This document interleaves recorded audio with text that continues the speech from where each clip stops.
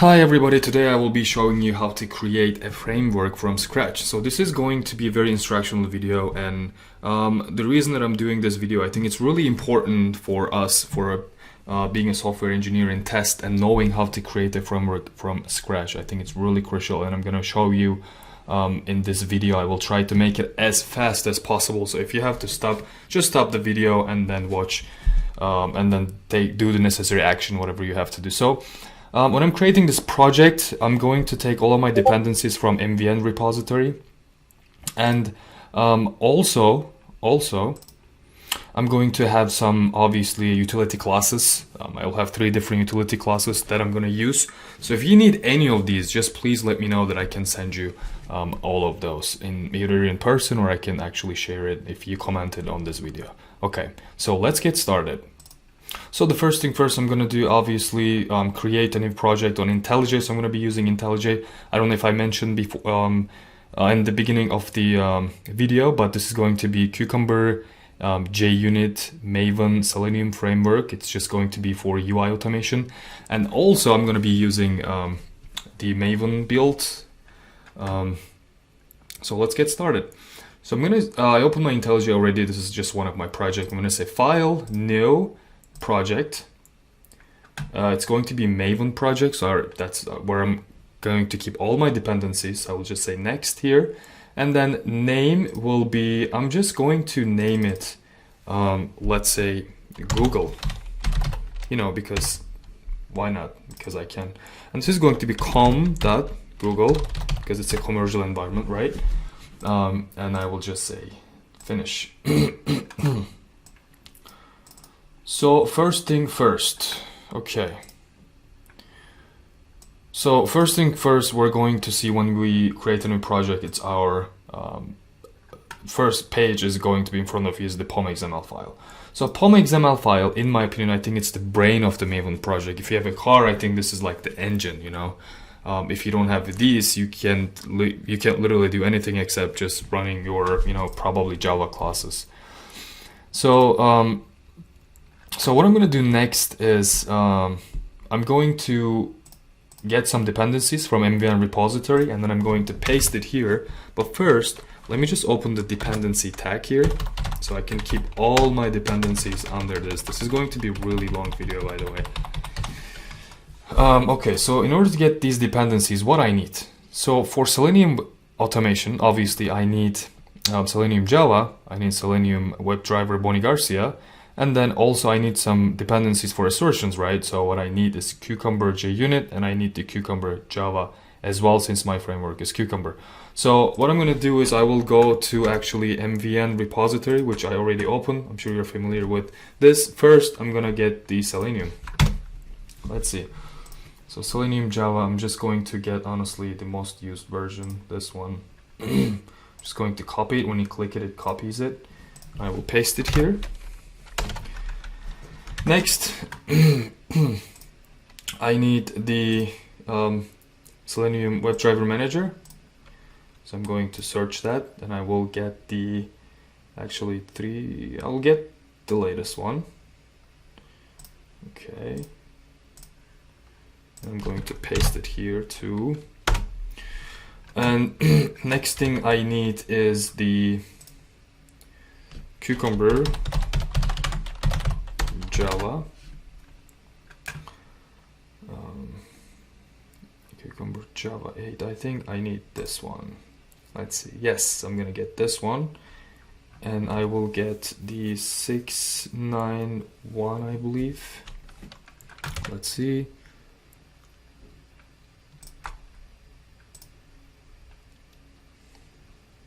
I need the Cucumber Java 691. Yes. So 691 over here. Just need to copy that, paste it here. Okay, this is the wrong one, I think. Okay, when we actually click the Cucumber Java, we're just going to click the first one, and then we will get the 691 from there.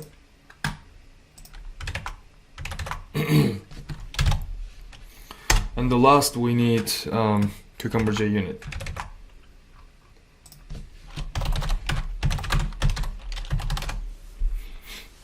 So for this one, we're going to get the fourth one, which is Cucumber-Junit right here. I'm gonna select again 691. I will copy it and paste it on my IntelliJ. So everything's good. We're good to go now. As you can see, I get the dependencies.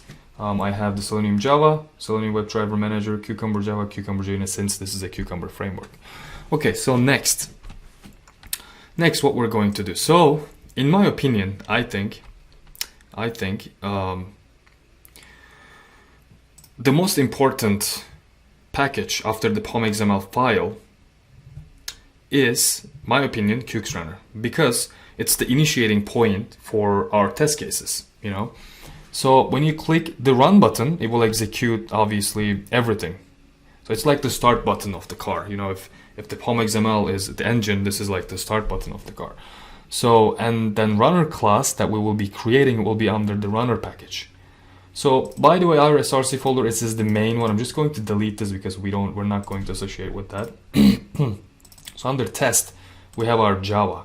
So let me just create a package. I'm going to say com.google, okay? And then here I'm going to create my runners package. Runners. Okay.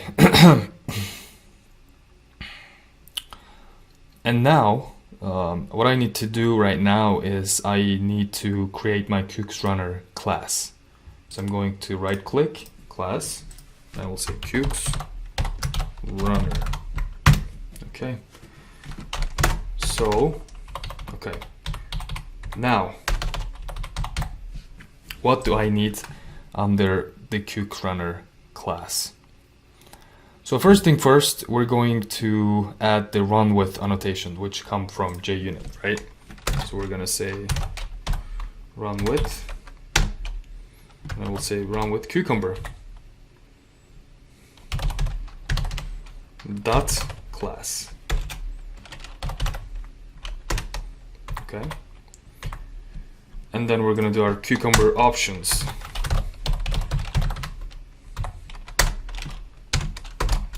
Close parentheses. Now I can have my features, glue, dry run, and tags under this. So now I'm going to create my features over here. So you define your steps with glue, you know, because our actual code is going to be inside the glue. It's step definitions where we implement our Java code. And then we define our dry run. We will make it just true for now.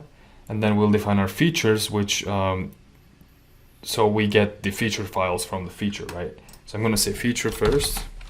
It will show up anyway. Comma, we have glue. Comma. And then we have what? We have dry run. Gonna keep it true for now, and we have tags, right? So I'm gonna leave everything like this for now.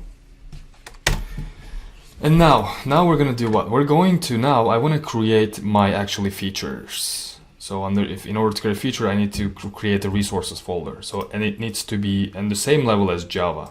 So I'm going to right click, new, directory, resources. Under resources, I need to create my features directory, right? And now what we need after runners class, we need three more things. We need our utilities, we need our step definitions, and we need our pages, because we're implementing page object model in our framework, right? So that's why I'm gonna come here, new package. I'm going to say step defs. So you can name it whatever you like if you wish to name anything. And I'm going to say next pages. And then we have our utilities. Right? Okay, so I'm good to go now. The only thing I need to fill these, you know, because with the features directing, this is coming from the features over here. And then glue where we have our Java files, where we have our implemented codes, right? So this needs to come with, so I need the path. I need the path for these. So what I'm going to do right now is I'm going to go to my features. So now I'm going to go to my feature, and then I will right click, copy path, and then what I'm going to copy path from content root, and then I will paste it here. And then now for glue, I'm going to go to step definitions, right click, copy path reference, and I will, this time it's going to come from the source root. I'm going to paste it here. Okay, looks like I'm good to go now. I have everything I need over here, as you can see. Yeah, and I also want to tell you one thing, that by doing these, by putting the path over here, what we're trying to do is we're trying to tell our Qux runner where our scenarios and where our Java files are, right? These are going to be step definitions Java files, and the scenario is going to be here. So this is the general folder structure. So generally we have 4 packages, right? Over here, as you can see, pages for page object model, runners to run the classes, step definitions where we keep all our Java codes and Java files, and utilities. So under utilities, it's obviously up to you, but I have 3 main utility classes. I have my driver, configuration reader, and also my browser utils class that I'm utilizing from, right? In order to do, when I'm doing my UI automation, I don't have to write everything again and again. For reusability, I have this utility methods. So there's obviously one more thing, really one important thing that we need to also do, which is the configuration properties, right? We have a central location for controlling our browser type, for our URL, password, username, these kind of stuff. So, but it needs to be on the same level of the project level. So I'm going to right click, file, and then I will create configurations, if I can spell it right. Let's see,